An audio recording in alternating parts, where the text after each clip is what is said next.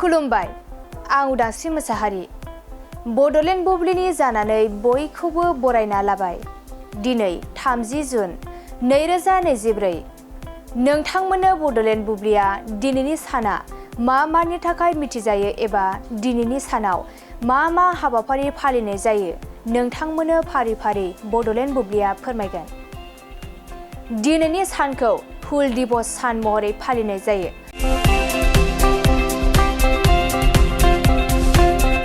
हुल दिवसखौ बोसोरफ्रोमबो 30 जुनाव हारिसायारि दैदेनगिरि सिध' आरो कान्हु मुर्मुनि गोसोखांथियाव फालिनाय जायो। बिथांमोनहा 1855 मायथाइनि 30 जुनाव साहेबगंज जिल्लानि बगनदी एबा आथिखालनि झारखन्डआव सान्थाल हुल एबा बिग्रायनायखौ जागायजेनदोंमोन आरो बे बिग्रायनाया 1852 मायथाइनि जानुवारिसिम सोलिदोंमोन, जायखौ भारतारि उदांस्रिनि थाखाय गिबि दावहा बुंनाय जायो।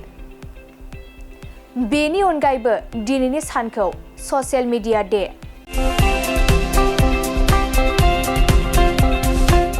इन्टारनेशनेल डे अफ पार्लियामेन्टारिज्म आरो इन्टारनेशनेल एस्टेरियो डे महरैबो फालिनाय जायो।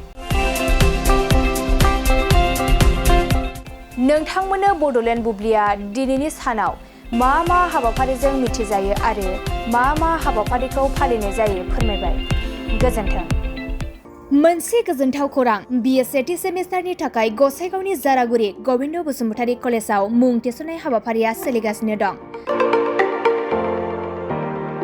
गिबि 100 फरायसाफोरनि थाखाय स्पेशेल अफार आरो गुबुन गुबुन रोखोमनि बेसेन नाङै क्लासनि सुबिदा होनानै मुं थिसननाय हाबाफारिया सोलिगासिनो दं।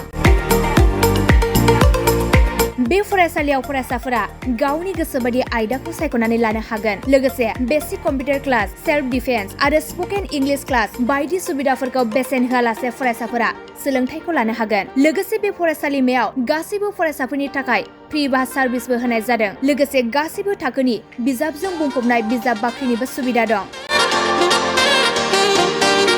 आरो बे खेबनिफ्राय एग्जाम सेन्टार हिसाबै फरायसाफोरा गावनिनो आंगो गबिन्द बसुमतारी फरायसालिमायावनो आनजाद होनो हागोन। बिनिखायनो गासैबो जौसिन फरायसालिनिफ्राय उथ्रिसारनाय फरायसाफोरखौ गबिन्द बसुमतारी फरायसालिमायाव खम बेसेनावनो एडमिसन लानानै गोबां सुबिदाफोरनि खाबु लानो हागोन। बांसिनै मिन्थिनो थाखाय 9101 784754 70022 71929 970 6680878 नम्बराव नोंथांमोना खौरां लानो हागोन।